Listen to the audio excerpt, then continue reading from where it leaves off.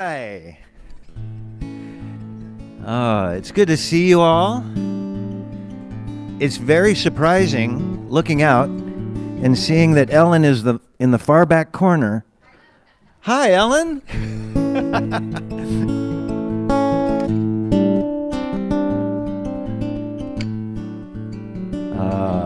Yeah, Jerry was always back somewhere near there, wasn't he? Does he know you're sitting there? He doesn't care. He's speaking Mexican or something, right?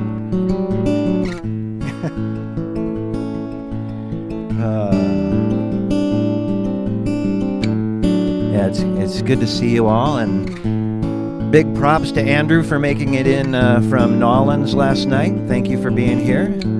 Yeah, right?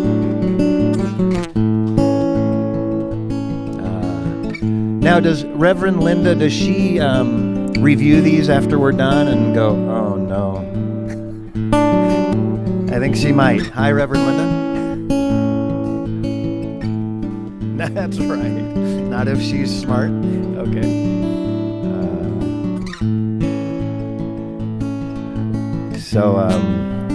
Reverend Linda, back in December, she was talking about how we all we want to have control in our lives, and we want to have our ducks in a row, right? But then she made the most prophetic, funny, interesting comment. She said, yeah, but the ducks are usually strewn all over the road. So I'm like, well, there's a song there. And I think she finished that whole thought with, all you can do is allow for love and clarity. Right? Wow. So I write songs to remind me of things that, remind myself of things that I want to have stick, you know.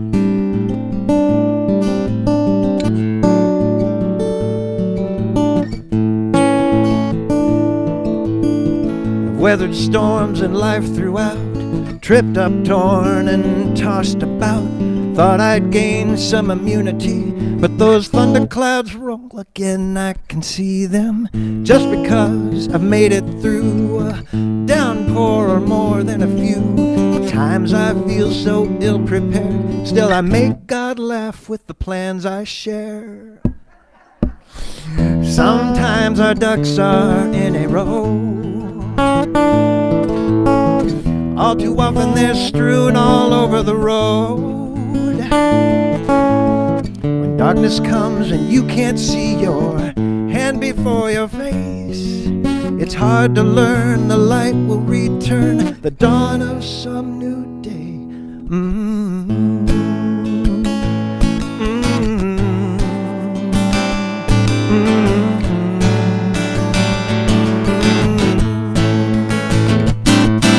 So what to do about the ducks on the road? All the chaos in life can be just like a nighttime marathon, running in the dark, on and on and on. Sing hallelujah when the light returns. There's a life lesson worth the learning. Leave those ducks, let them be. Allow for love and clarity. Just leave those ducks, let them be. Allow for love and clarity.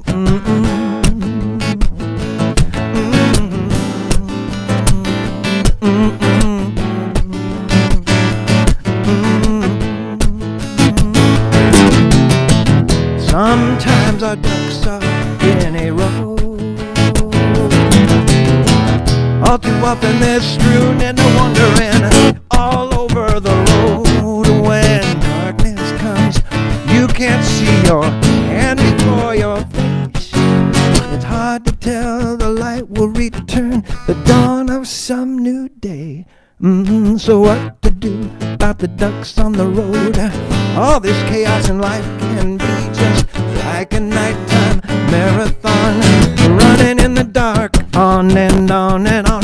Sing hallelujah when the light returns. It's a life lesson worth the learning. Leave those ducks, let them be.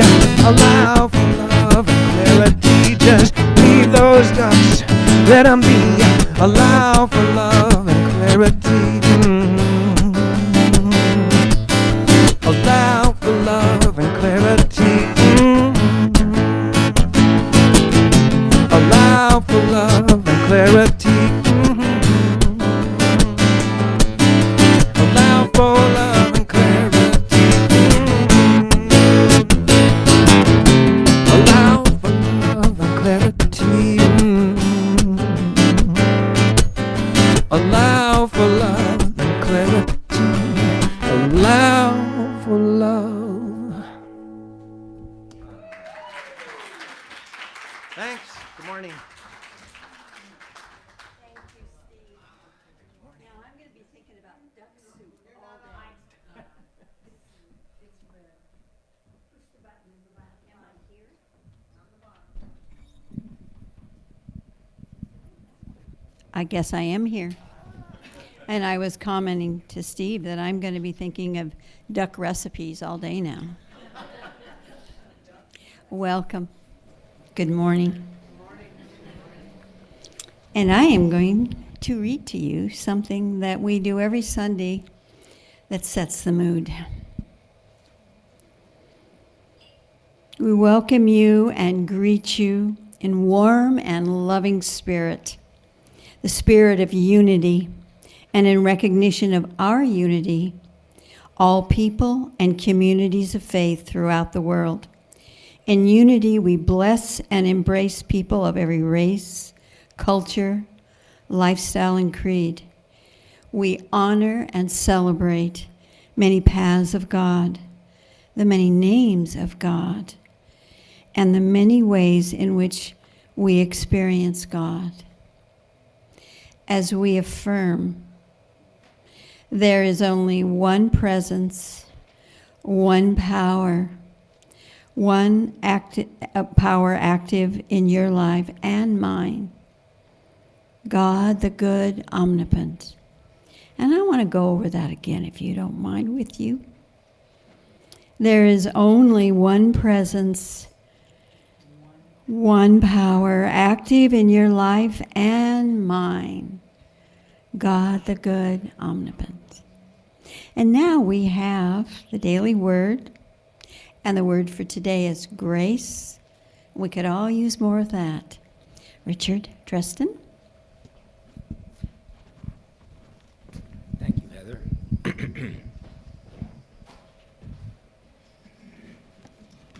Good morning, everyone here and in cyberspace. Today's daily word is grace. The grace of God surrounds and folds me. I find the grace in the rhythm and balance of the natural world. It is in the beauty of a sunrise and a sweet, gentle rain. I find grace in the sweet souls with whom I share this beautiful planet, the faces of my dear ones and others I meet throughout the day. Grace is the presence of God made manifest. As it does for the world around me, grace blesses my life as well. It is the unexpected kindness, the serendipity, the forgiven error. It is the assurance I carry in the deepest recesses of my soul that I am loved, treasured, and secure in the heart of God. And from Timothy 1:14, and the grace of our Lord overflowed for me with the faith and love that are in Christ Jesus.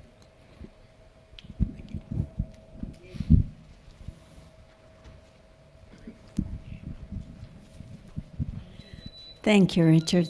As usual, so beautiful.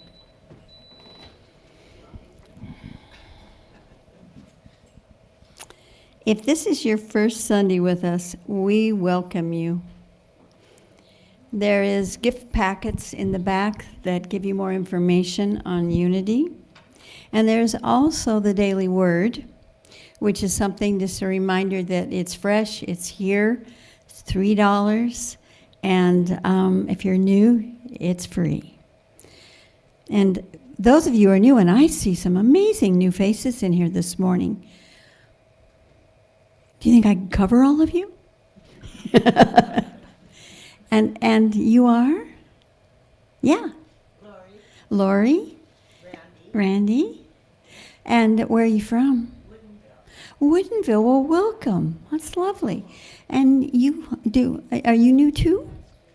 I was here last week. I'm Heather. Heather, welcome. And I see two more beautiful faces back here. And you're from where? And is this your first time here? First time at Unity. You're also from Woodinville. Woodinville as well. Woodinville. My goodness. And Sharon, welcome to you as well. Yes. So many beautiful. Now, if I missed anyone, I'm just checking in. I probably missed who I am at this moment, but welcome all.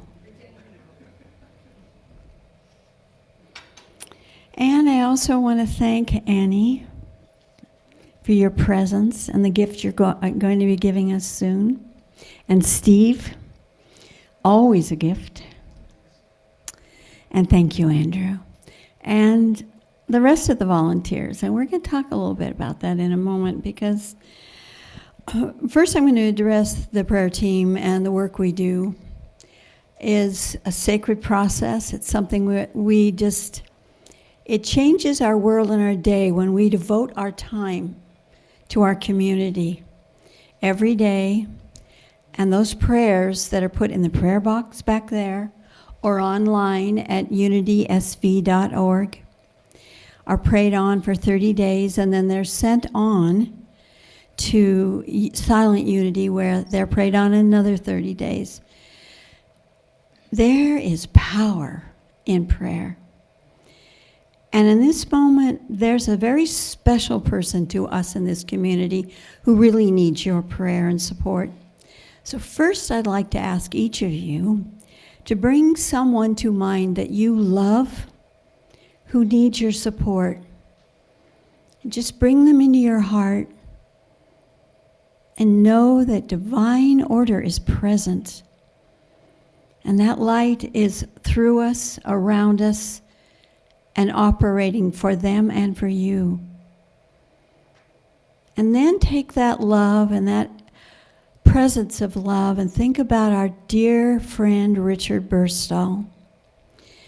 Richard's son had a major brain bleed and went through a 3-hour surgery, and Richard flew out and is at his side presently. At this point, it's wonderful that his son has made it this far. And our prayer is that the light is surrounding both of them. We hold them in our loving arms as God holds them, knowing the divine order is in the works, and that our Superman volunteer Richard has done so much for this community. It's usually him making sure the coffee is on, the dishes are done afterwards, people are warmly greeted, and just about any job, if you want it done, usually you're going to go ask Richard first, and 90% of the time there's going to be a yes. And in his name, I'm going to express to all of you, new or old, that there are volunteers needed. Greeting at the front door, in the kitchen, and probably several other things. And if you're feeling a little bit shy about that, don't be, because this is a safe, loving environment where you get to be you. So with that, let's think about Richard and his son Jason, loving them, supporting them as we go about our lives, just holding that spark of love for them. The next thing would be announcements, and boy, there is a lot going on in the month of March. You can see it in your flyers. And I see we've got a class coming up, Enneagram class. We've got drumming, meditation series. The board meeting is coming up with bylaws. And there's a men's group that may very possibly be done on online, because Richard's son is going to be in ICU for a minimum of 3 weeks. He's presently in a coma, induced, purposely for his healing purposes. And then there is the annual meeting. So with that, I hand this over.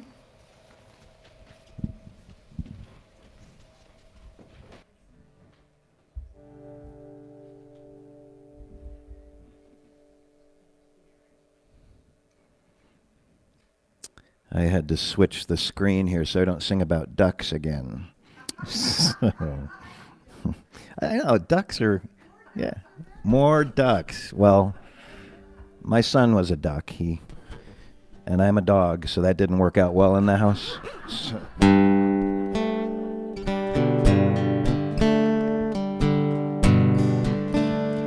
I hadn't looked at the daily word, but I love it that Grace came up, because the song that I was wanting to do is called Space for Grace. So I just, it's just what happens, right?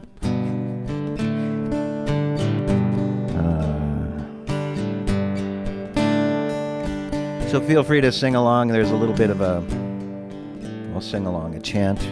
At the beginning of this, it goes like this. Sweet silence, perfect peace is just a breath away. That's it.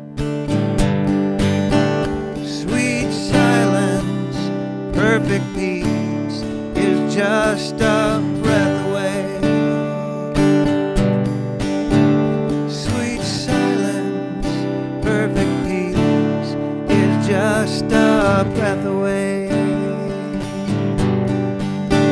Sweet silence, perfect peace is just a breath away. When I slow down into nothing, just to be, through inner eyes, love is all I see. I listen for a whisper at a blissful pace, and find myself the time and space for grace.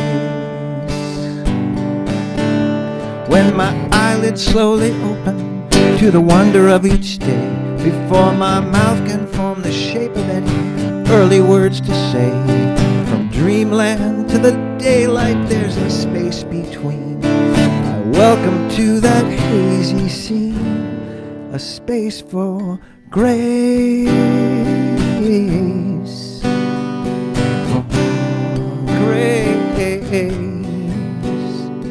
I find myself the time and space for grace.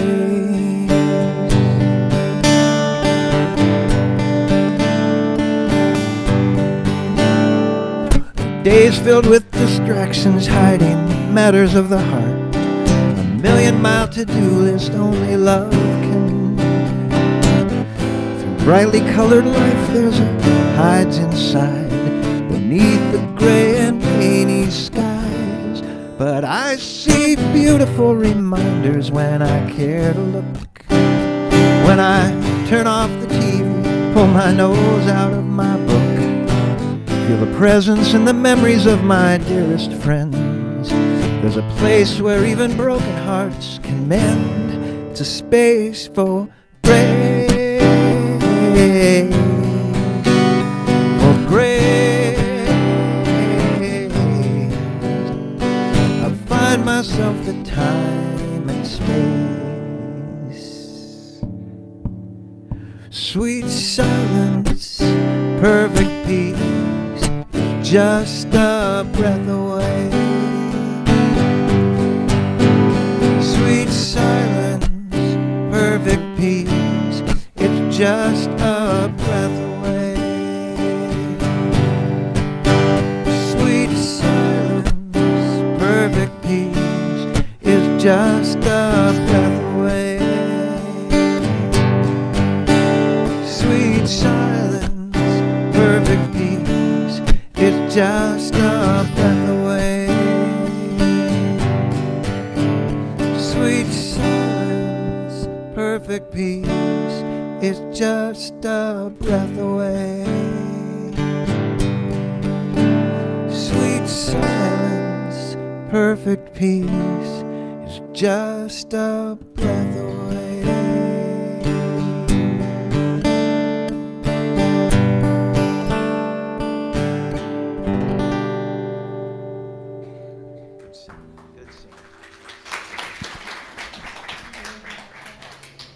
It wouldn't be a normal Sunday without my making some sort of a mistake. I had meant to introduce our beloved speaker, then Steve. I walked away. So I'm going to very meditatively announce Annie. And this Sunday, Linda is in Seattle Unity. And we are so blessed and delighted to have Reverend Annie Lonardelli there. She is our guest speaker this morning, and she and Linda have been beloved friends since 2001. Linda says Annie has the soul of a mystic and the presence of pure love, and is one who lived what she teaches. She is part of our Unity family here in Skagit Valley, and we are so fortunate to have her. You see why I wasn't going to skip that? Reverend Annie Leonardi is an ordained interfaith minister, teacher, spiritual director. She is the author of 2 books, which we have for sale this morning. What I Learned While Falling, Finding Spiritual Ground When You Stop Believing, and Another Way Home, Moving Beyond Religion to the Inner Spiritual Jesus and the Sacred Feminine. Annie served as a co-founder and spiritual leader of Unity Center of Peace in Bothell, and currently serves as a visiting minister and teacher for Unity churches in our region. And if you'd like to reach her, see if you can remember this, the 3 W's, AnnieSpiritedWords.com. We welcome you, Reverend Annie. That was over the top. That was so over the top, really. All right. Got any loving kindness on you? Loving kindness? Okay. Well, dear friends, thank you. It's such a generous introduction, and this has been, you've just been so generous in your hospitality all morning, and I'm very, very honored and delighted to be here.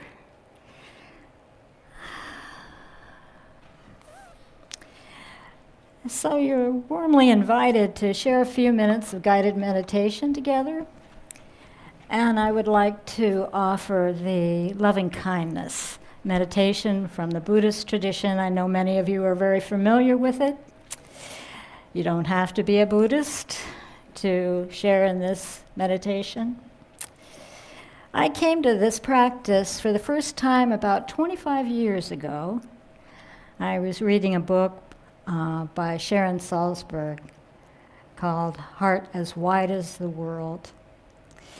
And she wrote about a student that she had who encountered the loving kindness meditation and the impact that it had on her when she realized that someone in the world, actually thousands of people in the world, who had never met her and would never meet her, were sending her blessings of loving kindness.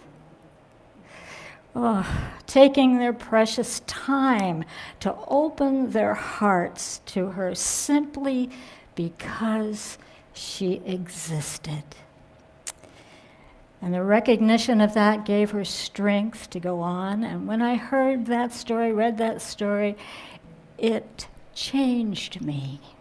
It touched me so deeply and has continued to deepen to me as my practice in this journey. Such a simple, simple practice that you can do anywhere at any time when you're standing in line or waiting in traffic or you're waiting in a waiting room.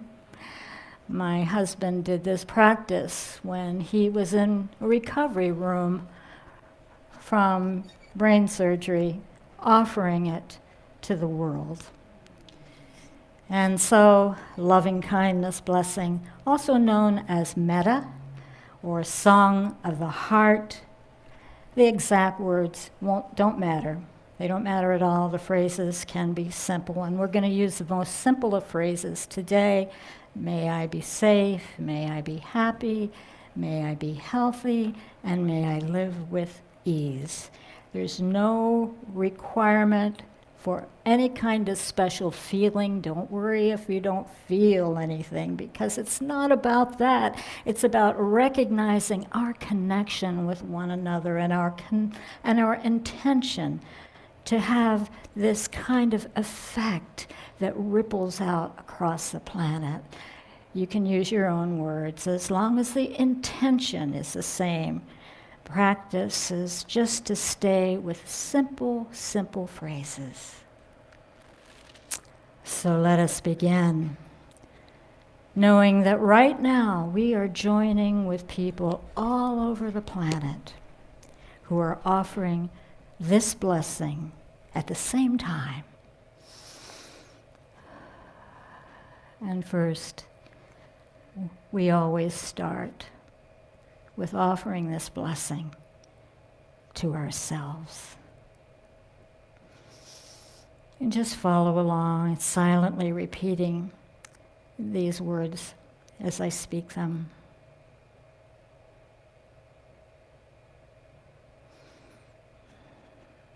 May I be safe. May I be happy. May I be healthy. And may I live with ease. And just breathe into that.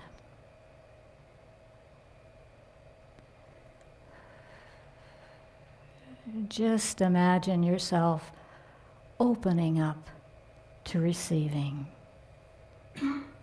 this blessing. May I be safe. May I be happy. May I be healthy. And may I live with ease.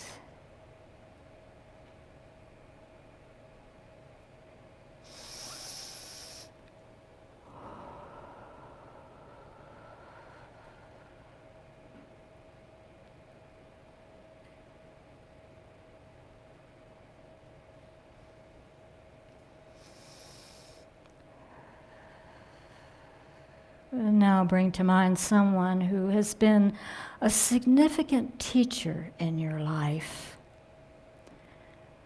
Someone who has been your benefactor, who has helped you, even a close friend who's been there for you. And offer this blessing to them as well.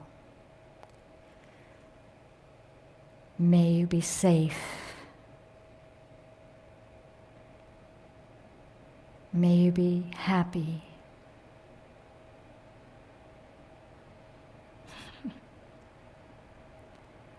May you be healthy.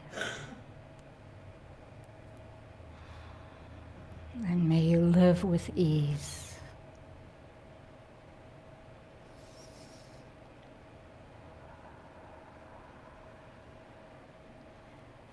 Sending this out with heartfelt gratitude and appreciation.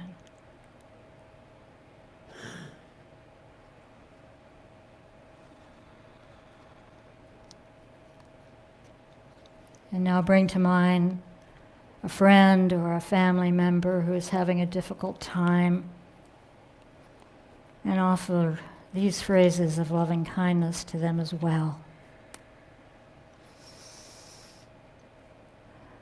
May you be safe.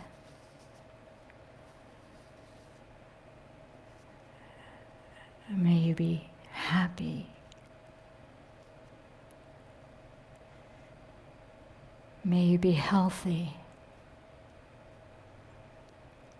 And may you live with ease.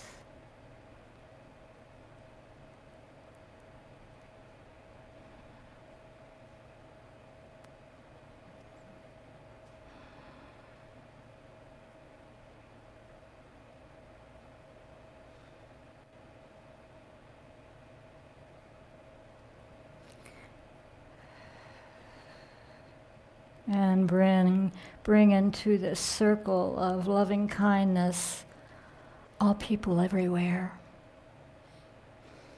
all beings near and far, all beings seen and unseen, all those taking their very first breath, all those taking their very last.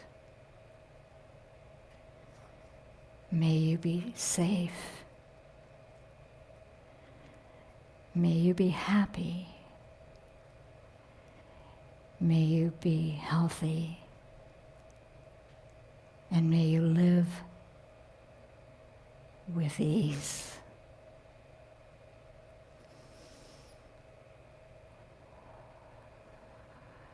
Just breathe into that, sending that forth throughout your community, your region, your state, this country, across the planet.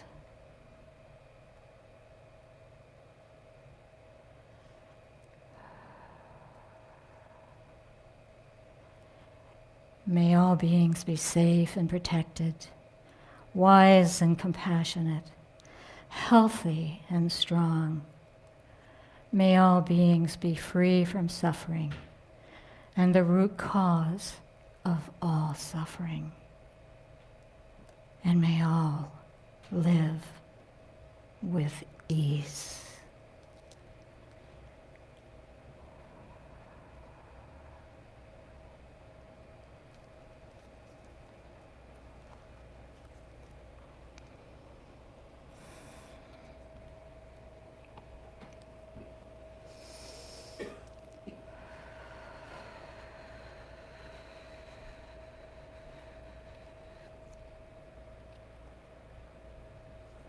Amen.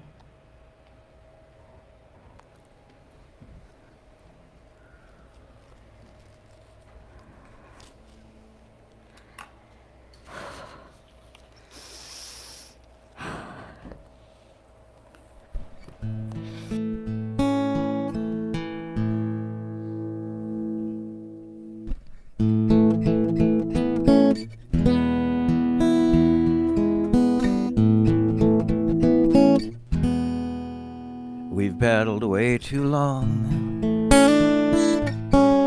struggled through some nights, worrying about who's wrong, possessed with being right, dreaming we'd hang on to memories fading fast. Gravity so strong keeps us in the past. Let's try another day. Perhaps tomorrow's light will wash these tears away and bring love back in sight. Each one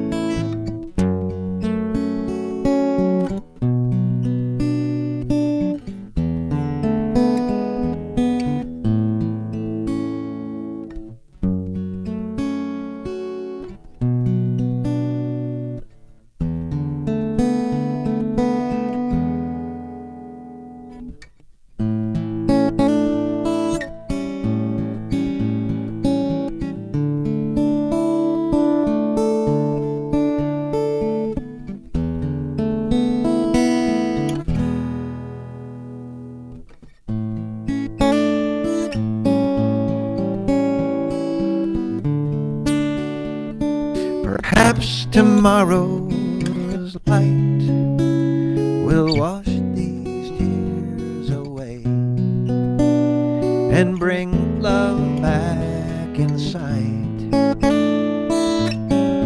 respecting each one's soul. We just might find a way before another hurt unfolds. Let's try another day. Let's try. I'm sorry, please forgive me. Thank you, and I love you. I'm sorry, please forgive me. Thank you, and I love you. I'm sorry, please forgive me. Thank you, and I love you. I'm sorry, please forgive me. Thank you, and I love you.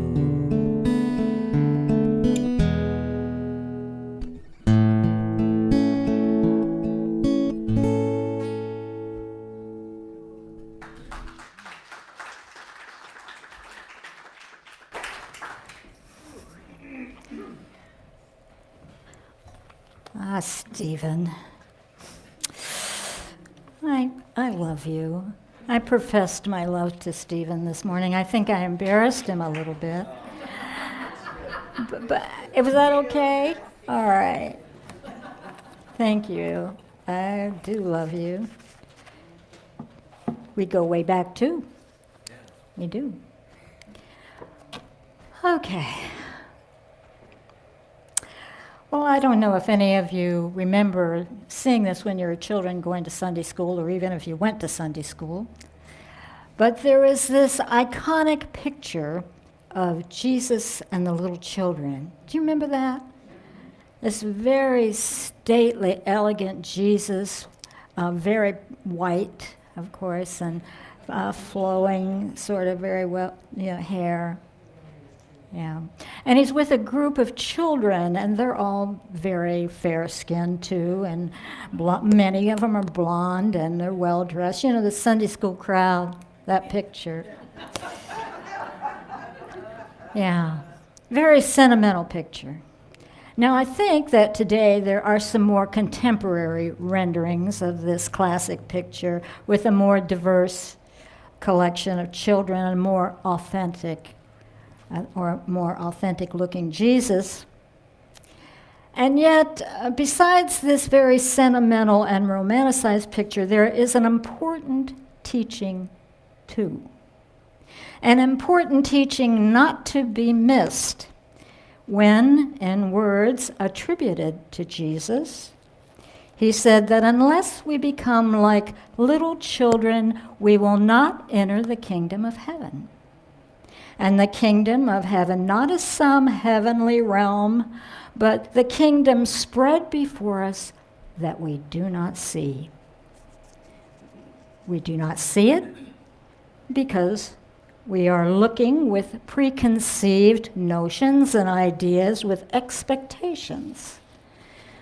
What he is saying is that we need to become like little children. He's not saying we need to be childish or petulant or whiners. Well, we can do that at any age.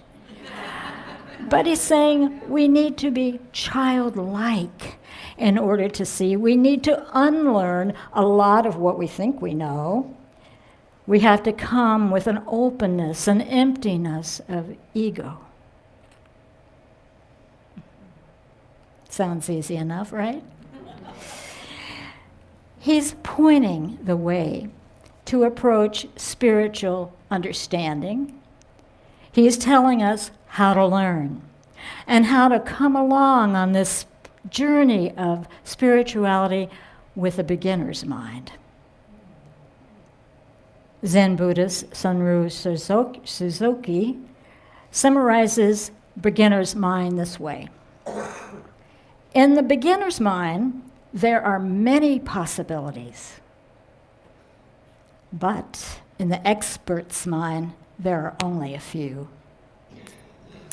And this idea is founded upon a kind of open-mindedness that allows us to experience more insight and wisdom and compassion, a kind of understanding that doesn't simply acquire more knowledge and facts, but which deepens our experience and takes us to the edge of mystery.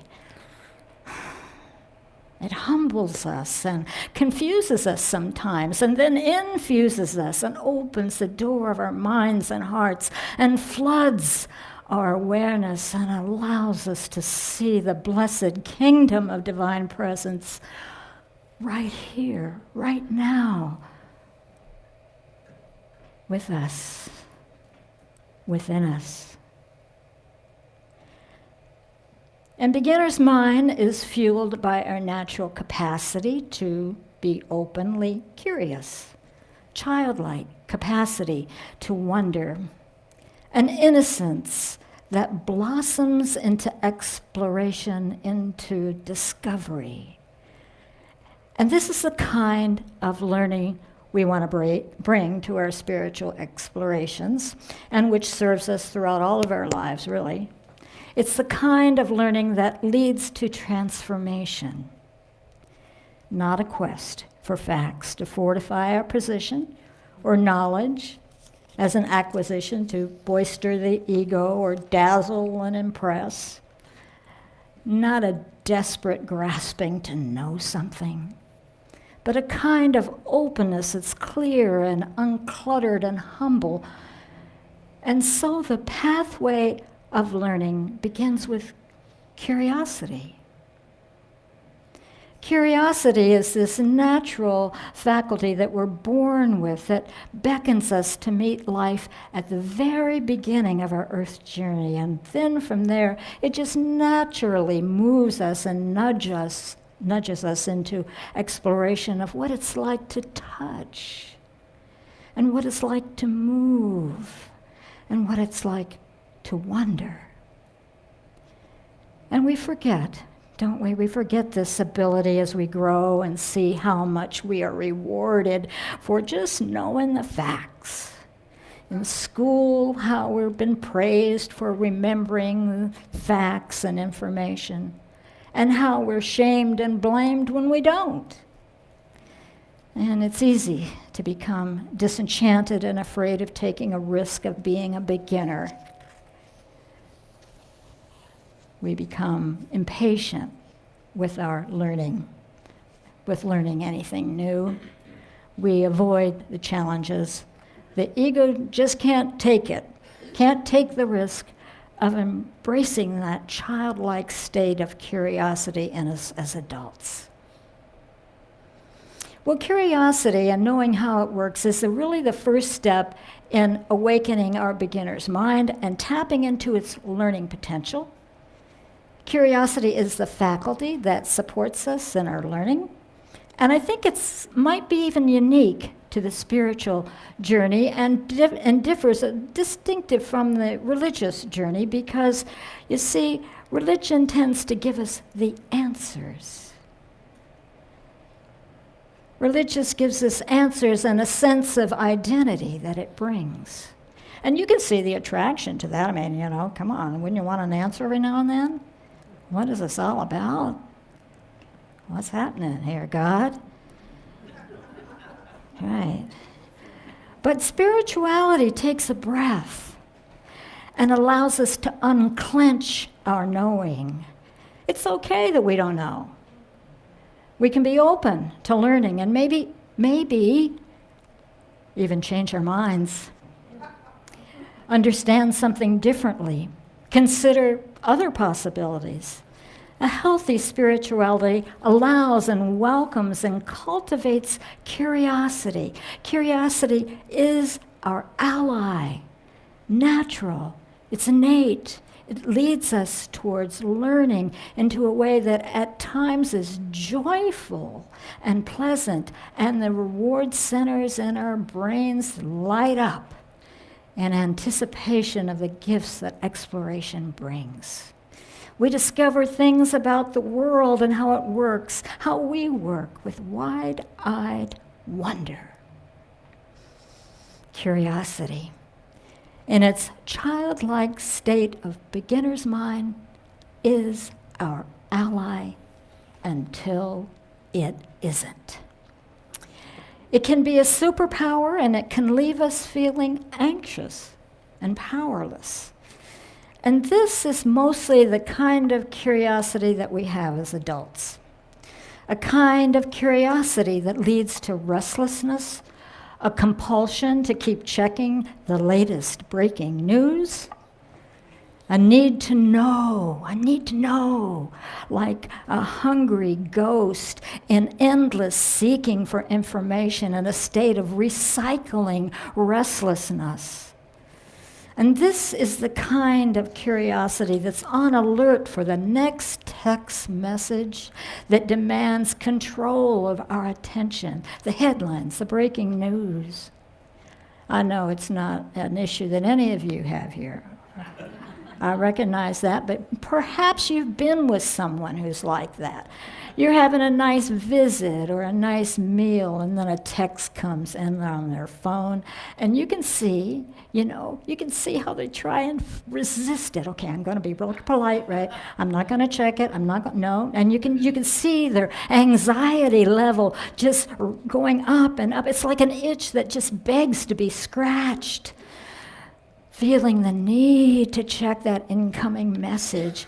There's this fire of uncertainty that begs for a hit of knowing something, anything. And this is the kind of curiosity that seeks resolution in something outside ourselves. Whereas the curiosity in its most beautiful form isn't seeking something outside ourselves, but it is a discovery process that opens up vistas within us, and it doesn't stop with some brief hit of information to assuage our anxiety of the moment. But it's a doorway into spaciousness itself, a spaciousness within us, a holy curiosity that is reverent and respectful, childlike, beginner's mind, which engages with curiosity in its purest sense. Little children are constantly curious on how to make sense of the world. Young children go through this phase of asking the why question, right? You remember that? Oh, yeah. Mm-hmm. And we might think it's charming at first. Until the whys become never-ending and the answers we have so very few. And after a while, we want to shut them up. Or something like, that's just the way things are, it's just the way it is. Well, there are problems with the why question, there really are. When it is not asked in the spirit of beginner's mind, that pure innate curiosity we've been talking about that seeks to understand and discover how things work. But when asking why about somebody's behavior, it becomes more of an accusation, not an invitation. Why did you do that? Why did you say that? That's not really a question that seeks understanding. Why? And I have a friend, I know that's hard to believe. I have a friend who uses the why question as a form of outrage. Took me a while to understand this. Something happens on the news and she calls me up. It's especially disturbing. She calls me up and she says, why? And I used to say, well, let me think about that for a minute. Let me see if I can. But it took me a while to understand that she wasn't looking for answers. She was looking for an outlet, right? And I get that. Sometimes why is incredulous at the injustice and the violence. why may give us some explanations, but many times it doesn't give us any answers, any gratifying answers. Yeah. There's a Buddhist practice, it's a simple little practice, that directly addresses our uncertainty. It's practice to familiarize ourselves with not knowing, to make not knowing as normal and as necessary as it is, and to become comfortable with it. So, the teacher asks a series of unanswerable questions. What is consciousness? I don't know. What's going to happen in 2 months from today? I don't know. What's going to happen this time next year? I don't know. And each time the student answers, I don't know, the teacher goes, good, that's perfect. Keep this don't know mind. It's a open mind, a clear mind. Practice not knowing. Practice don't know mind until you're comfortable with uncertainty. Of course, there are things we need to know. There are facts we need to have. Details of practical living. Definite answers we need to have, like what's that charge on my credit card I don't recognize? We need to have factual answers to all kinds of questions. Questions like what's for lunch and when is she going to stop talking? But as we seek answers to the big questions, to our spiritual questions, to questions about future, questions that can cause us to become anxious, the best thing that we can say is, I don't know. When we get used to admitting that we're unsure about things and have no idea how things are going to work out, we increase our ability to handle uncertainty and anxiety. Now, this kind of curiosity is very important for spiritual learning in the service of wisdom. Now, wisdom. Wisdom is one of those things that's hard to define, but you know it when you see it. Wisdom is esteemed in all the major world religions, and in the Old Testament, wisdom was known as Sophia, the feminine voice of God. Wisdom in all traditions is something very distinctive from education. It has nothing to do with how well educated you are, unfortunately. It would be so wonderful if it were that easy. It's a great disappointment that wisdom isn't the byproduct of formal education. As we have seen again and again throughout history, the well-educated people who are still reactive and start wars and hate people, still deeply attached to ego. One definition of wisdom, not having the need to know everything, to have an answer for everything. And yes, wisdom comes from experience. Wisdom, not gathering more facts and information. Life learning, it's about life learning. Dr. Dilip Justi, one of my heroes, is a researcher at UCLA who studies wisdom and aging. Who knew? And he is originally from India.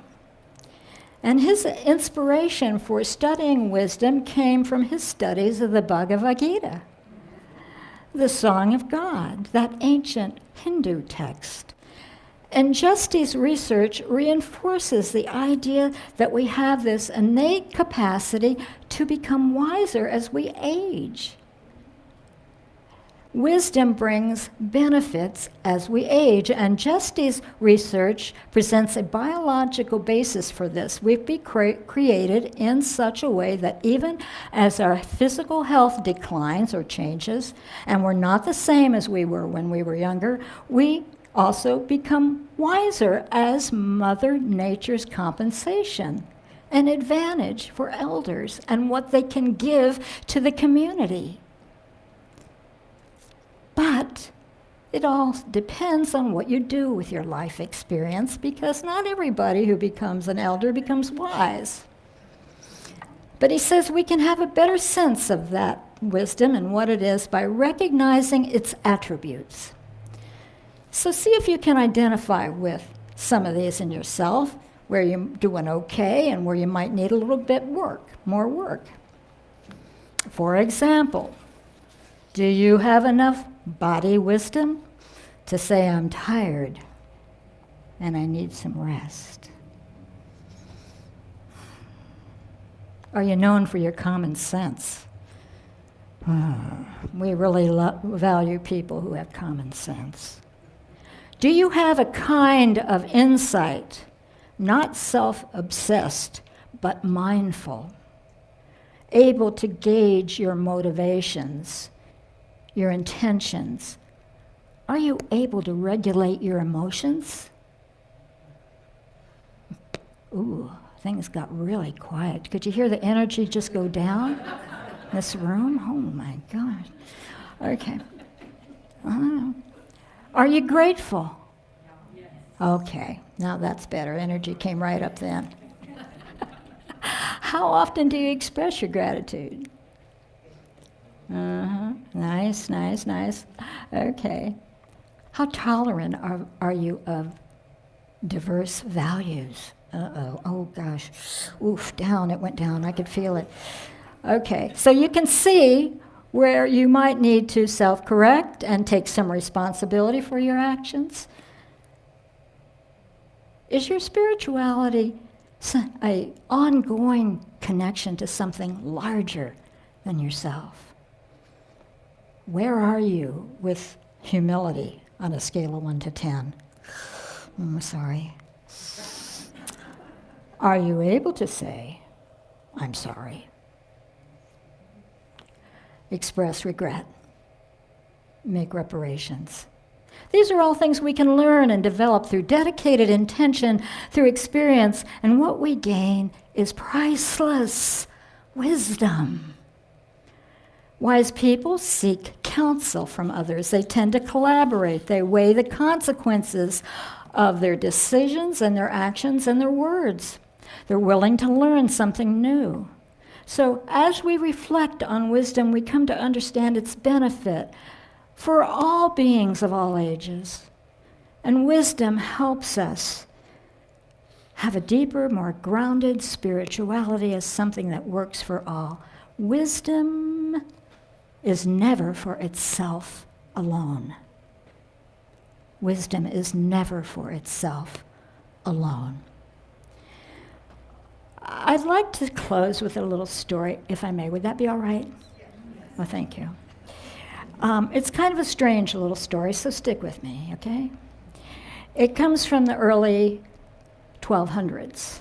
It's a story from the legendary King Arthur and the Knights of the Round Table. Now, we know these are myths. They're not actual, factual, historical stories. We don't even know if there was a King Arthur. So this is a story about a young man named Parsifal. I first heard this story from Joseph Campbell, if anybody remembers who he was. Now, Parsifal was a young man who was very ambitious and very eager to become a knight. And his mama told him, you know, son, you're going to be a knight someday. I can see it in you. You're going to be a knight. He says, oh, I know that, Mama. I know. So it comes a time when he has to leave home, go out and do that knight thing. He's been living in the forest, very sheltered, indulged life, but he's all right. He knows where he's going, quite sure of himself, feels so well suited to his calling, and he goes off to visit Arthur's court. He comes in and he says, I'm here to become a knight. And they take one look at him and say, well, you know, all it took was one look. No, you're not even a little bit ready to become a knight. Scram. So Parsifal goes off and has some adventures, some challenges to prove that he has what it takes, and he has many adventures. And then he finds himself in a situation where he fails a very important test. Yeah. He visits a castle where a king is quite ill, and the teller of the tale doesn't want us to miss this, and he doesn't want Parsifal to miss it either.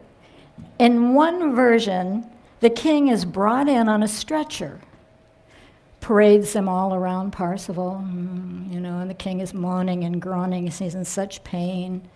In another version, the king is seated right next to him at the table, and he's just miserable, he's in such pain and agony. But Parsifal is so focused on himself and how he looks.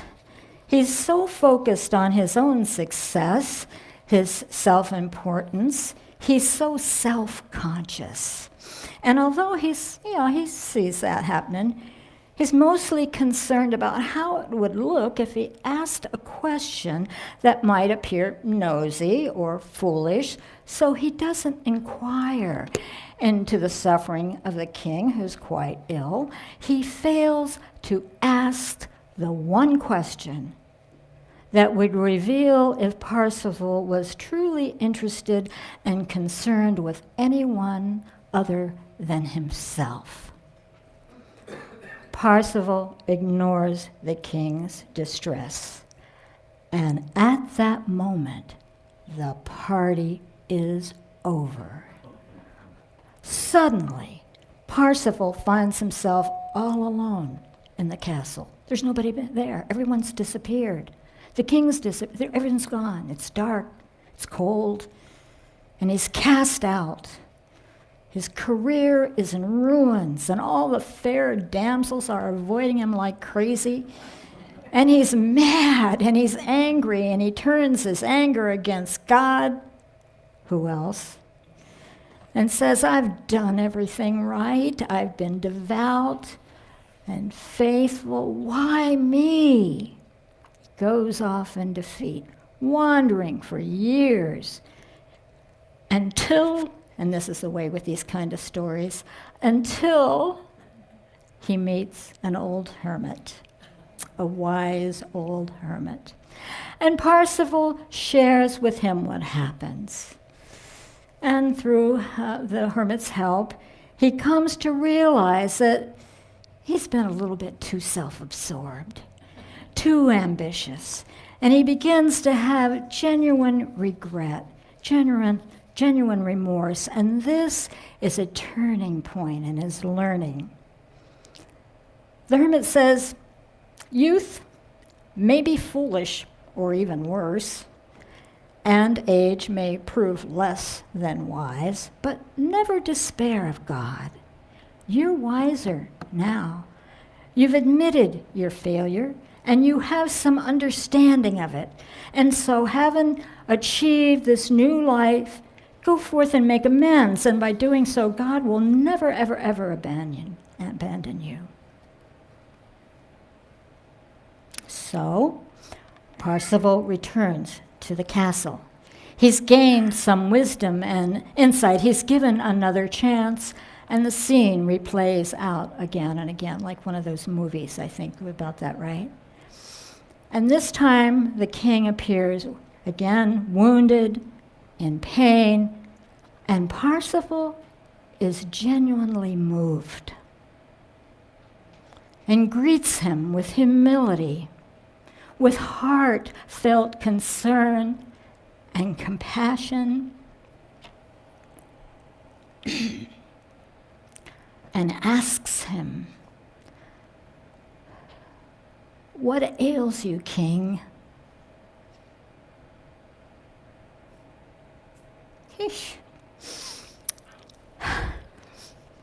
And in that moment, the kingdom is restored.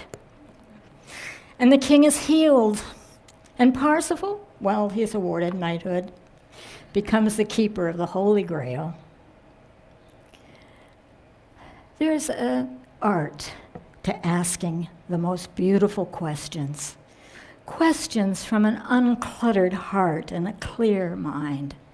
Questions that are invitations to connection, that are invitations, heartfelt, genuine invitations to questions like, what ails you, darling?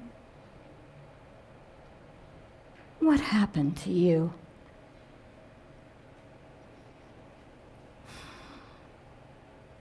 What did Parsival learn?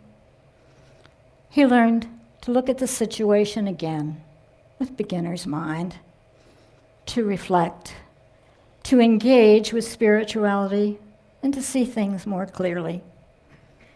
He learned to move out of his childish, immature self-preoccupation. He stopped asking, why me? He stopped blaming God. He learned that there's more to success than just having a few adventures and being concerned about your image. He learned it isn't just what you do and say, but what you fail to do and say that reveals your heart. He learned to get over himself, move on from his bitterness, and take responsibility for himself. He learned to seek counsel and take sound advice. And he learned to risk beginning again to make things right. Parsival gained wisdom. And he came to understand that wisdom is never for itself alone. Its most cherished companion is compassion. Just as a bird relies on two wings to fly, the union of wisdom and compassion is essential. Compassion without wisdom soon runs out of its good life force and intention. And wisdom without compassion degenerates into knowledge alone, and it can become ruthless. Together, wisdom and compassion are a transformative force that truly opens our minds and hearts into an enlightened state, the deepest and best that our spirituality offers. And so it is. Amen.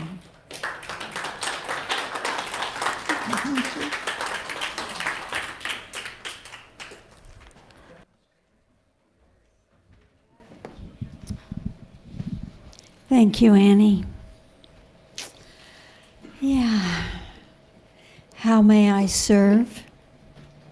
How may you serve this community? Through our offerings, whether it's a blessing or a blessing to our community's health and well-being. As you hold your offerings in your hands, we are grateful for your ongoing gifts and love offerings.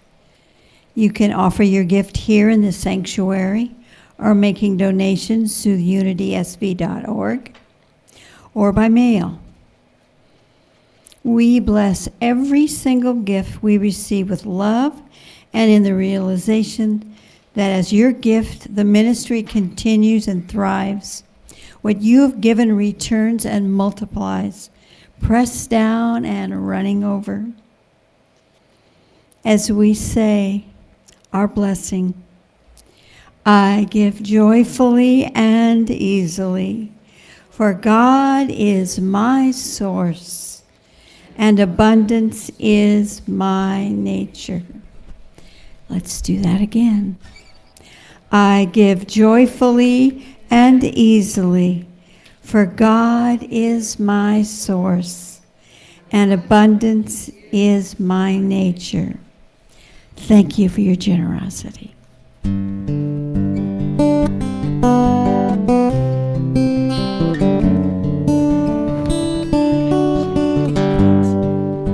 Thank you for your love and more.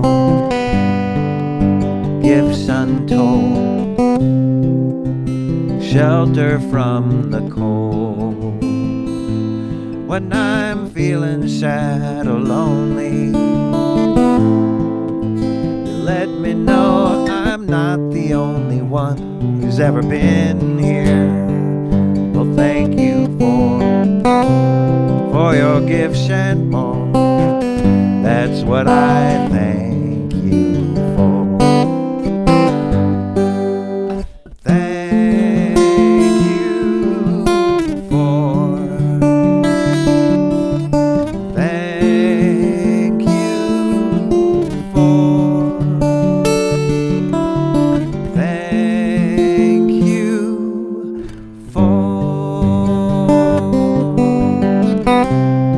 for your gifts and more. That's what I thank you for.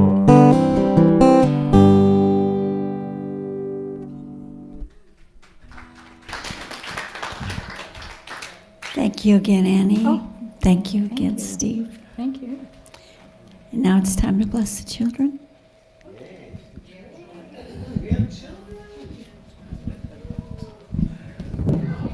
Two of my favorite children. Hi, hon. Is that? You can touch it? Oh, it's beautiful. Blessing the children. How do you bless the children? Do you send the blessings like this? Oh, darling. We love you. We bless you and we appreciate you. Just the way you are. Thank you, darling. That's beautiful.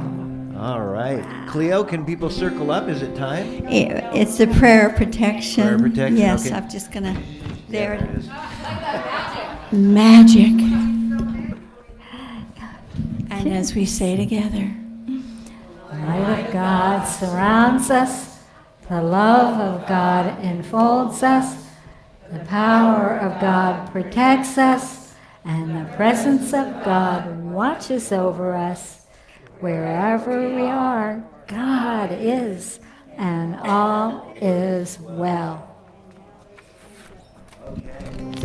So now we can circle up. Now we circle. Okay.